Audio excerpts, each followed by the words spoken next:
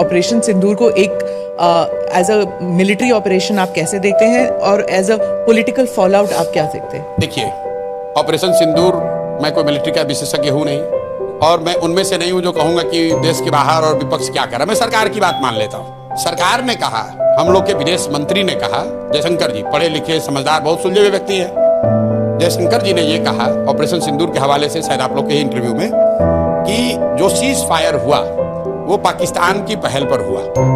तो मैं भाई जयशंकर जी की बात को मानता हूँ।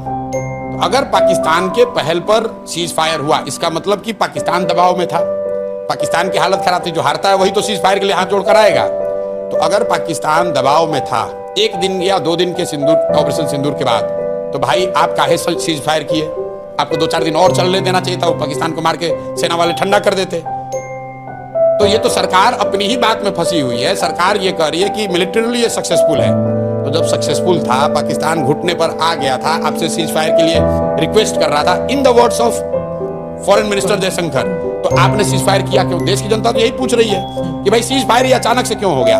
ट्रंप जी अपना अलग डफली बजा रहे हैं कि हमने अमेरिका से ही करा दिया। तो भाई ट्रंप की बात को हम क्यों मानेंगे?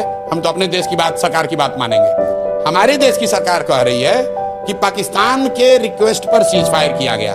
तो देश के नागरिक होने के नाते हम लोग पूछ रहे हैं कि भाई इतने दिन के बाद मौका मिला था, आपने ऑपरेशन सिंदूर शुरू किया, देश भर के लोग आपके साथ खड़े हुए, और पाकिस्तान की हालत ये हो गई कि एक ही दिन में सीज फायर के लिए वो घुटने पर आ गए थे, तो 2-4 दिन और चलने देते। सर, और अगर क्या ऑब्जेक्टिव था जो पूरा हो गया कि मीडिया में तो ये चला कि इस्लामाबाद लेना ऑब्जेक्टिव है, मीडिया में तो ये चला कि बलूचिस्तान को स्वतंत्र कराना ऑब्जेक्टिव है, मीडिया में तो ये चला कि जैसे इंदिरा जी ने, सुनिए ना भाई, हम कैसे बोल रहे हैं, मैं बोल रहा हूं भाई, लोगों ने ये कहा, सुनिए, अमित शाह जी ने कहा है पार्लियामेंट में कि हम लोग वो लोग हैं जो देश के लिए जीने मरने वाले हैं, पाकिस्तान ऑक्यूपाइड कश्मीर को लेना हमारा लक्ष्य है। तो अगर पीओके लेना लक्ष्य था और पाकिस्तान घुटने पर आ गया था, तो काहे सीज फायर किए?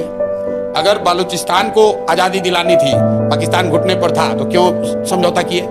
आप ही बता दो भाई कि अगर पाकिस्तान डर गया था या घुटने पर था, तो क्यों समझौता किए? और अगर नहीं था, तो फिर आप जो बता रहे हो वो गलत है। दोनों बात तो सही नहीं हो सकती है। और ये बात सिर्फ जो जयशंकर जी ने कहा है उसी पर कह रहा हूँ। ट्रंप साहब तो कह रहे कि हम इंडिया को डरवा, इंडिया पाकिस्तान को दोनों को बुला के डांटे और इन लोगों में समझौता करा दिए। हम ट्रंप की बात पर नहीं जा रहे हैं, हम जयशंकर की बात कह रहे हैं। एंड तो कहीं होता है ना, क्या एंड? तो भाई वही एंड, मतलब लोग तो ये पूछ रहे हैं कि भाई आपने सायरन बजवाया, प्रैक्टिस करवाया, तो हम लोग तो तैयार थे 2-4-5 दिन के लिए। एक ही दिन में खाए सीज फायर कर दिए, 2-4 दिन और चलने देते, पीओके ले लेते हम लोग, तब आप कर लेते। बालूचिस्तान अलग हो जाता, तब हम लोग कर लेते। अगर पीओके ले लेते तो समझौता कर लिया, तो भाई कम से कम बांग्लादेश को अलग करा दिया ना, तो कुछ तो आप कर लेते। जो टेरर इंफ्रास्ट्रक्चर है वो तो ध्वस्त हुआ ना, ध्वस्त हो गया। विजुअल तो है, चले भाई रिकॉर्ड कर लो, विजुअल तो है। आप सरकार की ओर ना, विजुअल तो ठीक ही है। आप ये कह सकते हैं कि टेरर इंफ्रास्ट्रक्चर पाकिस्तान का ध्वस्त हो गया, कुछ डैमेज हुआ। तो सर लोग ये चाह रहे हैं कि जब मौका मिल गया था तो पूरा ही साफ कर देते। तो समतल थोड़ी ना कर सकते, एक मुल्क है, न्यूक्लियर। अच्छा, तो उसके डर से रुक गए? कहीं तो रोकना पड़ेगा ना। तो ये पहले बता देते कि भाई हम शुरू करेंगे, लेकिन न्यूक्लियर के डर से फिर रुक जाएंगे, तो पहले बता देते देश को भाई। अरे भाई आप ये बता दो कि चाहते क्या थे। मैं ये समझता था कि आपका उद्देश्य ये है कि टेरर इंफ्रास्ट्रक्चर पूरी तरीके से ध्वस्त कर दिया जाएगा। वो कोई नहीं कर सकता है कि हो गया है, कुछ टेरर इंफ्रास्ट्रक्चर को नुकसान हुआ होगा। दूसरा उद्देश्य अगर ये था कि आप पीओके को स्वतंत्र करा देते, वो तो हुआ नहीं। ये तो मीडिया कह रहा था ना, सरकार ने तो कभी नहीं कहा कि बलूचिस्तान को आजादी देना एक लक्ष्य था भारत का।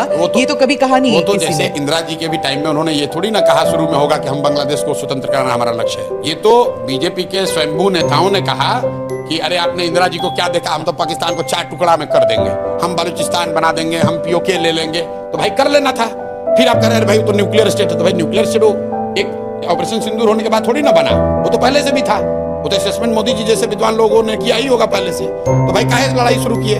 और किए तो पूरा करना चाहिए। देश की जनता ने तो नहीं कहा कि हम लोग न्यूक्लियर वाले से डर रहे हैं। भाई देश की जनता तो आपने जब सायरन बजवाया, हम लोग अंधेरे में निकले, सब जाके प्रैक्टिस कर लिया कि भाई चलो अब न्यूक्लियर गिरे या बम गिरे हम लोग तैयार हैं। तो काहे भागे आप मैदान छोड़ के? इसका नुकसान है। मैं आपको ऑन सीरियस नोट, बीजेपी को अगर आप मुझे एज एनालिस्ट पूछेंगे तो चुनावी नुकसान होगा जिस मैनर में ऑपरेशन सिंदूर को जिस मैनर में रोका गया, और खासकर ट्रंप के ट्वीट के बाद। मैं अपना अनुभव आपको बता रहा हूं, मुझे किसी ने अमेरिका से भेजा उस समय कि ट्रंप ने ट्वीट किया है कि सीज फायर हो गया। तो मैंने कहा यार फोटोशॉप होगा, ये ऐसा कैसे हो सकता है। ये विश्वास नहीं कर सकते हो आप। स्पीच था उनका, हाँ। नहीं, ट्वीट पहले, सबसे पहले ट्वीट आया था, तो मुझे ऐसा लगा, मुझे खुद लगा कि अरे यार ये तो हो ही नहीं सकता है। तो मतलब देश की जनता को ये लगा कि यार इतना बड़ा जब हम लोग तैयार, मेंटली प्रिपेयर हो ही गए थे, तो 1-2 दिन 4 दिन एक उसको लॉजिकल कंक्लूजन तक ले जाना था। नहीं ले गए, चलिए उनका डिसीजन है, लॉजिकल लेकिन नहीं हुआ, मतलब पॉलिटिकली वो खुद भी कह रहे हैं कि नहीं हुआ है। उसके बाद आप मोदी जी का बयान सुनिए, डैमेज कंट्रोल करने के लिए वो क्या कह रहे हैं कि ऑपरेशन सिंदूर जारी है, उसका फॉर्म बदल गया है। वो भी नहीं कह सकते हैं कि रोक दिया है, कि उनको भी मालूम है कि देश की जनता ये नहीं चाहती थी कि रुके।